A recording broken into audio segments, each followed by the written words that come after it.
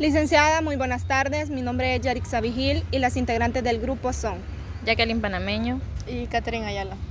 En este día vamos a realizar el laboratorio número 2, la cual consta de 2 preguntas que son: ¿quién es el titular del poder y qué hace que una constitución sea legítima? Para esta ocasión vamos a entrevistar a 3 abogados de diferentes cargos. A continuación se les hará presente. Buenas tardes, licenciada. En este día vamos a entrevistar al licenciado Armando Ramírez con las siguientes preguntas. ¿Quién es el titular del poder? Bueno, en este caso nosotros tenemos 2 aspectos a considerar. El primero de ellos es el que establece la Constitución, donde sabemos que el poder reside en el pueblo y el pueblo es quien delega ese poder a un funcionario o empleado público. Entonces ya la Constitución establece que los funcionarios públicos no van a tener más facultades que las que previamente establece la Constitución. Significa esto que estos van a proyectar toda su actuación en pro de los ciudadanos, que son realmente quienes le han delegado ese poder. Esa sería la respuesta. Gracias. La segunda pregunta es: ¿qué hace que una constitución sea legítima? Bueno, de igual manera tenemos varios factores que hacen que sea legítima. Podemos nosotros entender que la Constitución consagra dentro de su contenido tanto aspectos de organización como la regulación o garantías de los derechos individuales y colectivos. Significa esto que ha sido creada de manera tal que ha incluido a todas las personas y todas las personas, todos los ciudadanos de un estado la reconocen y le dan validez al contenido de la Constitución. Bueno, estas han sido las respuestas del licenciado Armando. Continuando Muchas gracias. las entrevistas, ¿verdad? Estamos con el licenciado Julio Funes, que nos va a dar respuesta a las siguientes preguntas. ¿Quién es el titular del poder? Bueno, es que el tema del titular del poder es, nosotros tenemos un país que está prácticamente regido por 3 poderes del Estado: el ejecutivo, legislativo y judicial. Cada uno es un órgano que no debe de existir injerencia de un órgano o del otro. Algunos lo conocen como órgano, otros como poder, pero son 3 poderes que rigen el Estado salvadoreño. La persona que está en estos cargos son las que ejercen el poder. En el caso del Ejecutivo, la máxima autoridad es el presidente de la República, el vicepresidente, sus ministerios y las personas encargadas de las autónomas. En el caso del sistema judicial, pues comenzamos que la Corte Suprema de Justicia y todas las personas que están en cargos importantes ejercen el poder. Un juez ejerce poder, un fiscal, un defensor público. Entonces, dependiendo del cargo, así es la función y así es el poder que ejerce la persona con el cargo. Igual en el tema del legislativo, los 84 diputados que posteriormente van a pasar a ser 60, estos 84 diputados, su función principal es crear leyes, modificar leyes o derogar incluso leyes. La siguiente pregunta es: ¿qué hace que la Constitución sea legítima? La legitimidad la da el pueblo. Por ejemplo, jurídicamente hablar de el territorio, el pueblo y el gobierno juntos hacen la república. Cuando se habla de quién le da la legitimidad, cada uno tiene una función, pero el pueblo es el que tiene el poder de legitimar. Bueno, de hecho, el pueblo elige incluso a sus gobernantes. ¿Para qué los elige? Confía en que van a administrar los bienes del pueblo. Entonces, literalmente lo podríamos decir de que el pueblo y el gobierno tienen una relación intrínseca en un territorio que se llama El Salvador. Entonces, al final todos legitiman la Constitución cuando la ley se cumple y no queda en letra muerta. Perdón, del licenciado Funes. Buenas noches, licenciada. En esta ocasión estamos con el licenciado Omar, el cual nos dará respuesta a las siguientes preguntas. ¿Cómo están las cosas? Vamos a ver. ¿De qué Bueno, Sí. bueno, buenas noches, primeramente. Solo consta de 2 preguntas. Ajá. Vaya. La primera pregunta es que si quién es el titular del poder. De acuerdo con la Constitución, el poder es ejercido por los ciudadanos, ¿verdad?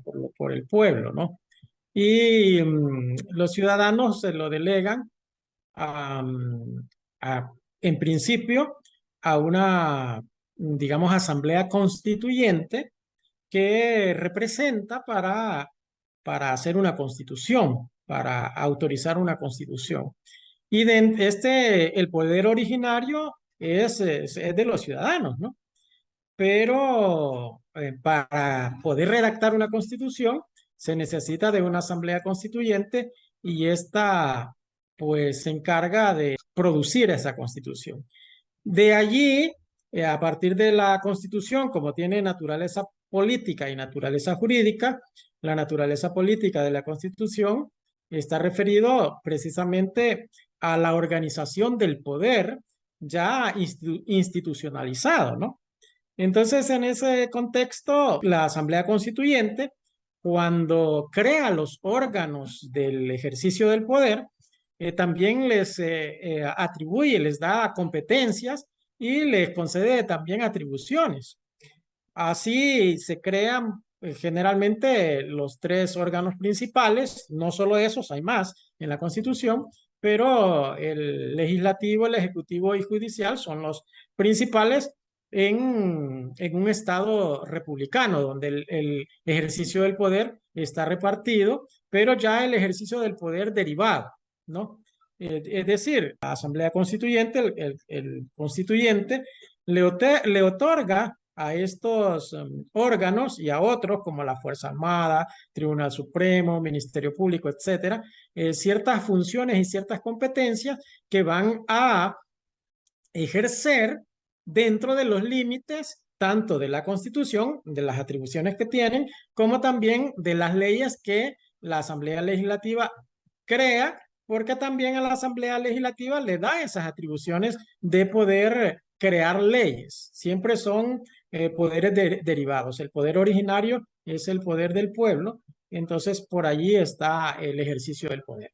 Es ¿qué hace que una constitución sea legítima? De una constitución habría que ver algunas cosas allí. Primero, el hecho de que una constitución va a ser legítima si está contenida con ciertas características del constitucionalismo, ¿no?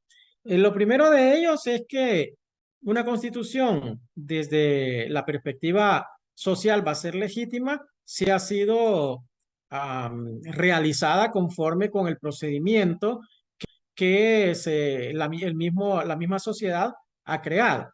Como por ejemplo, un plebiscito donde las personas consideren o voten si se necesita una constitución, por ejemplo. La otra circunstancia es, esta es una, digamos, legitimación democrática, ¿no? Pero también hay cierta legitimación en la Constitución respecto de los contenidos materiales que la misma Constitución tiene. ¿Por qué? Porque dentro del constitucionalismo, una Constitución debe proteger ciertos valores fundamentales, ciertos bienes de la sociedad, ¿no? Es decir, tiene derechos y tiene valores que se protegen como bienes preciados para la vida en sociedad, como por ejemplo los valores trascendentales, los valores constitucionales, la dignidad humana, la igualdad, la libertad, la justicia, etcétera, ¿no?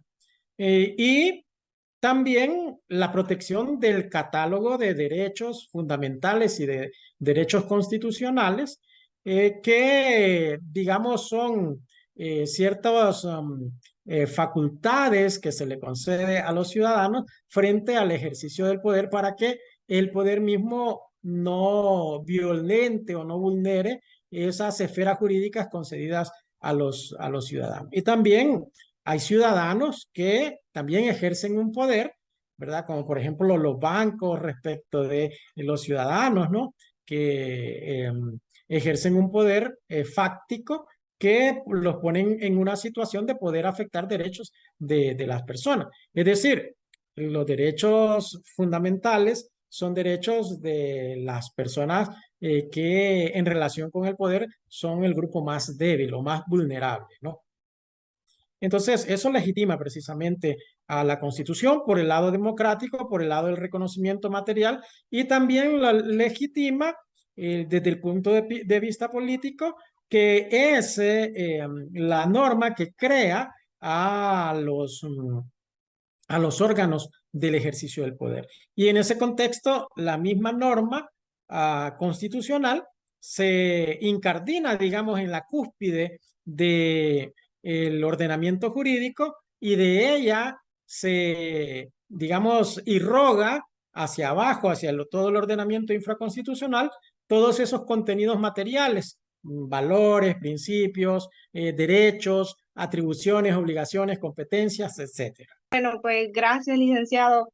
Esas eran las dos preguntas que teníamos. Por supuesto, gracias a ustedes por también darme la oportunidad de comentarles estas cosas.